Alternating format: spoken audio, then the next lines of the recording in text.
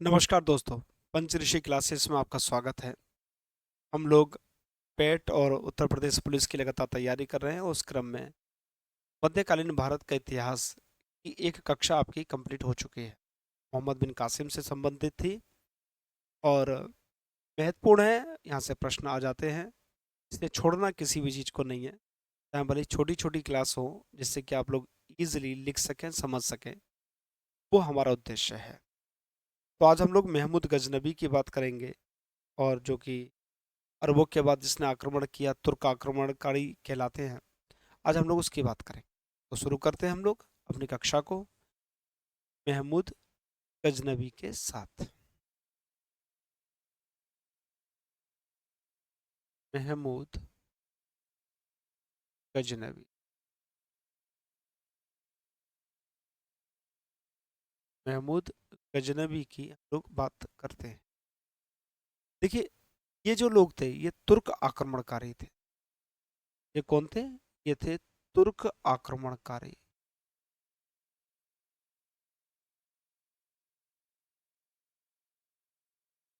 तुर्क आक्रमणकारी थे और मध्य एशिया से संबंधित रखते थे। इसमें तीन लोगों के नाम आते हैं। एक तो आता है बेटा अल्पतगीन, और अल्पतगीन के बाद आता है सुबुक्तगीन,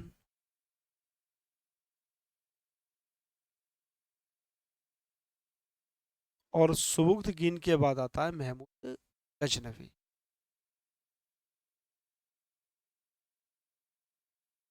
महमूद गजनवी।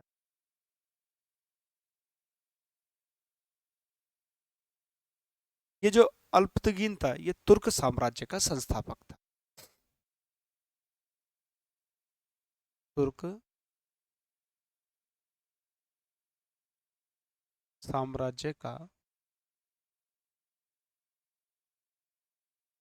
संस्थापक। अगर हम सुबुक्तगीन की बात करें तो भारत पर इसने पहला आक्रमण किया, यानी कि तुर्कों में से भारत पर प्रथम आक्रमण करने वाला व्यक्ति सुबुक्तगीन था।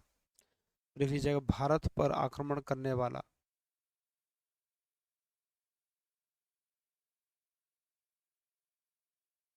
भारत पर आक्रमण करने वाला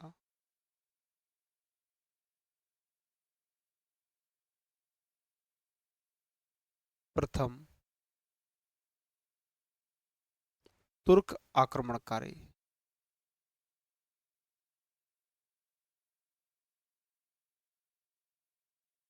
तुर्क आक्रमणकारी था। ठीक है बेटा। अब बात करते हैं महमूद गजनवी। ये सुबुक्तगिन का बेटा था और इसने भारत पर आक्रमण किया। भारत का एक क्षेत्र पड़ता था उस वक्त जब कंबाइंड था, तो सिस्तान, सिस्तान का शासक था खलफ बिन अहमद। उसको इसने पराजित किया, और पराजित होने के बाद जो खलीफा था उसने इसको सुल्तान की उपाधि प्रदान की। तो भारत में प्रथम सुल्तान की उपाधि प्राप्त करने वाले का नाम था महमूद गजनवी। ये प्रश्न आ चुका है कि किस शासक ने भारत में सर्वप्रथम सुल्तान की उपाधि धारण की। उस व्यक्ति का नाम था महमूद गजनवी। तो लिखिएगा महमूद गजनवी के बारे में कुछ पॉइंट्स। ये एक तो सुबुक्तगिन का बेटा था, सुबुक्तगिन का बेटा। दूसरा क्या था? इसने सिस्तान के शासक खलीफ बिन अहमद को पराजित किया। इसने, लंबी कहानी है, वो सब मैं सुना सकता हूँ लेकिन आवश्यकता नहीं है। इसने सिस्तान के शासक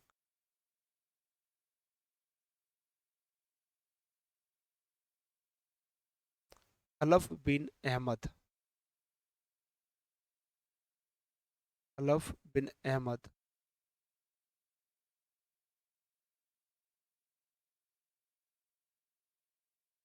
को पराजित किया।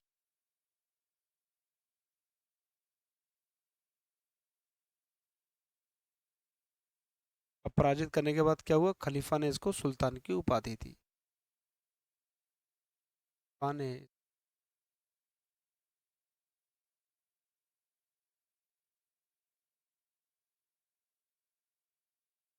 सुल्तान की उपाधि दी।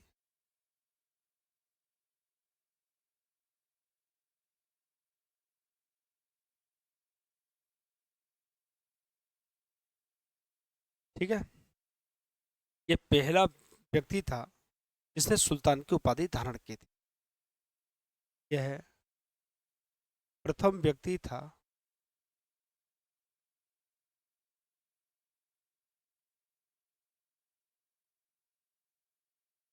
जिसने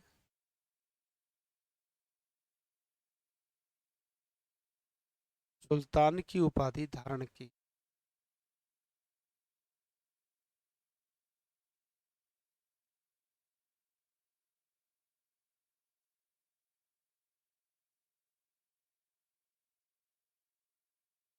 ठीक है, पहला व्यक्ति जिसने सुल्तान की उपाधि धारण की। इसकी एक उपाधि और थी जिसका नाम था बुद्ध शिकन, या जिसको कहा जाता मूर्ति भंजक, मूर्तियों को तोड़ने वाला। या बड़ा महसूस गर्व महसूस करता था कोई इसे बुद्ध शिकन कहे तो अन्य उपाधि की बात कर लें। अन्य उपाधि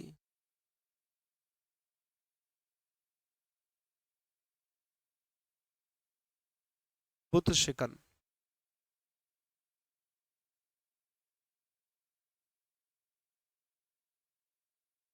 या मूर्ति भंजक।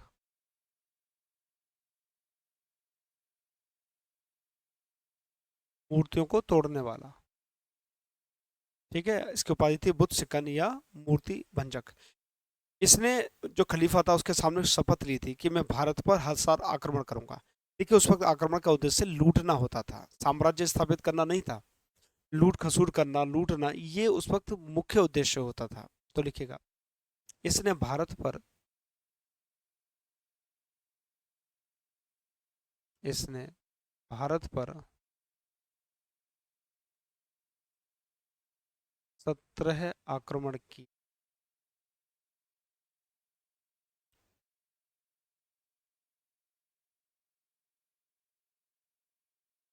और 17 आक्रमणों से सिर्फ एक ज्यादा महत्वपूर्ण है, वो है 1025 एडी का सोमनाथ मंदिर पर आक्रमण। गुजरात में है।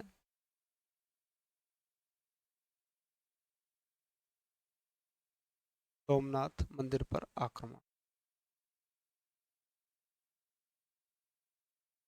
बड़ी इंटरेस्टिंग कहानी है इसमें कि पुजारी जी ईश्वर से प्रार्थना करते रहे कि आइए हमारी मदद कीजिए, लेकिन ईश्वर कहाँ आते हैं।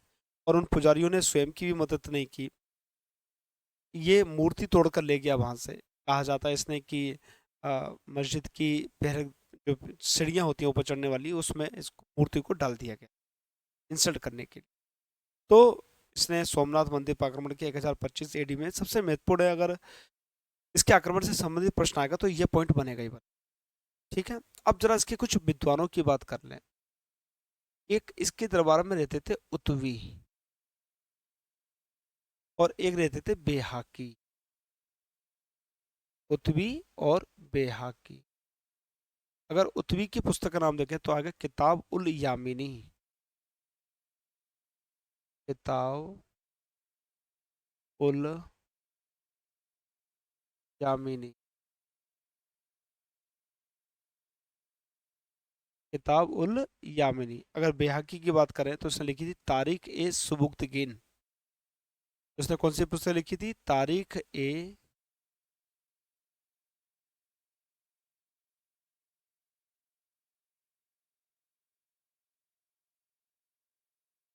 तारीख ए सुबुक्तगीन इसने पुस्तक लिखी थी। ठीक है बेटा, बेहाकी ने तारीख ए सुबुक्तगीन पुस्तक लिखी थी। एक आलोचक रहा है लेनपुल, इसने बेहाकी को पूर्व का पेप्स कहा था। एक राइटर था लेनपुल, इसने बेहाकी को पूर्व का पेप्स कहा था। तो लिखिएगा, लेनपुल ने लेनपुल ने बेहाकी को बेहाकी को पूर्व का पेप्स कहा था। पूर्व का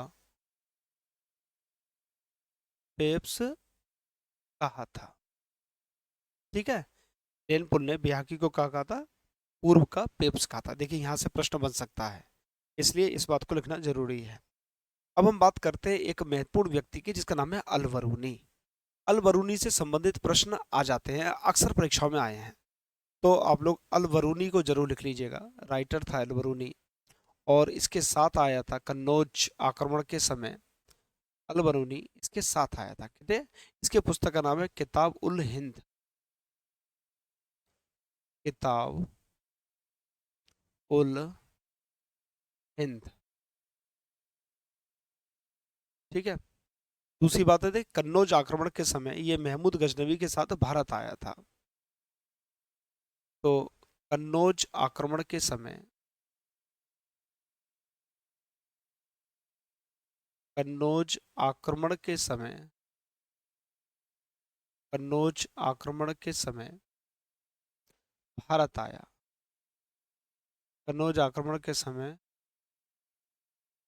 भारत आया, ठीक है। ये पहला मुस्लिम था जिसने बनारस में ज्योतिष और संस्कृत की शिक्षा प्राप्त की थी। ये प्रश्न आ सकता है, तो लिखिएगा पहला व्यक्ति, मतलब मुस्लिमों की बात करें तो पहला व्यक्ति जिसने बनारस में, जिसने बनारस में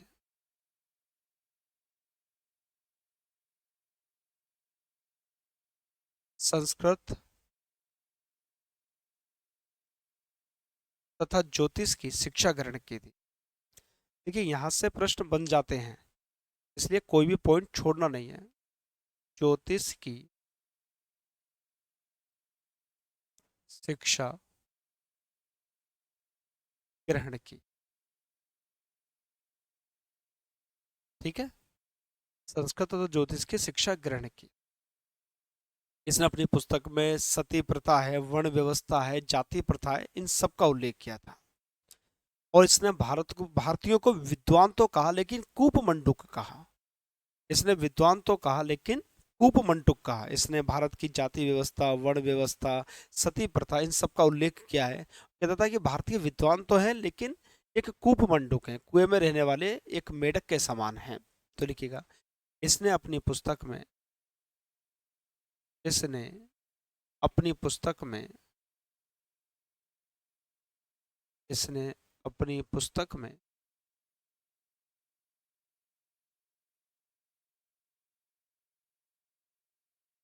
भारत की जाति व्यवस्था, भारत की जाति व्यवस्था,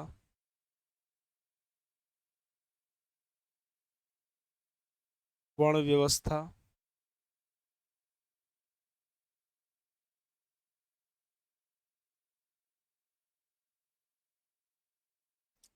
तथा सती प्रथा का उल्लेख किया है,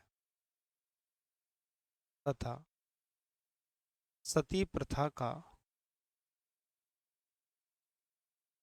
उल्लेख किया।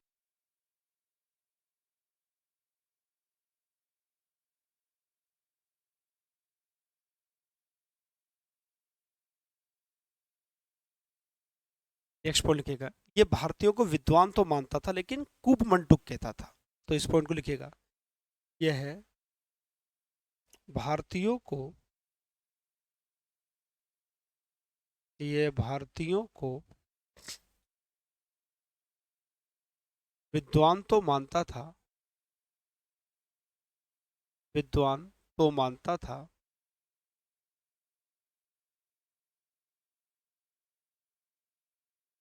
लेकिन उन्हें, उन्हें किनको, भारतीयों को कूपमंडूक, कुएं में रहने वाला मेढक, कूपमंडूक कहता था, कूपमंडूक कहता था। ये भारतीयों को विद्वान तो मानता था लेकिन उनको कूपमंडूक कहता था। ठीक है बेटा, तो महमूद गजनबी के बारे में इतनी ही बातें हैं। परीक्षा के लिए जितनी भी उपयोगी बातें हैं सारे पॉइंट्स मैंने लिखवा दिए आपको। आगे अब हम लोग गौरी और फिर गुलाम वंश की बात करेंगे। ठीक है, नेक्स्ट क्लास में हम लोग गुलाम वंश की बात करेंगे, कुतुबुद्दीन ऐबक की बात करेंगे, आराम शाह की, इल्तुतमिश की, गौरी की, इन सब का हम लोग धीरे धीरे करके एक एक करके अध्ययन करेंगे। तो आज की क्लास बेटा यहाँ तक ही होगी। हम लोग नेक्स्ट क्लास में मिलते हैं थ्योरी के साथ और फिर चीज़ों को देखेंगे। थैंक यू, मिलते हैं नेक्स्ट क्लास में।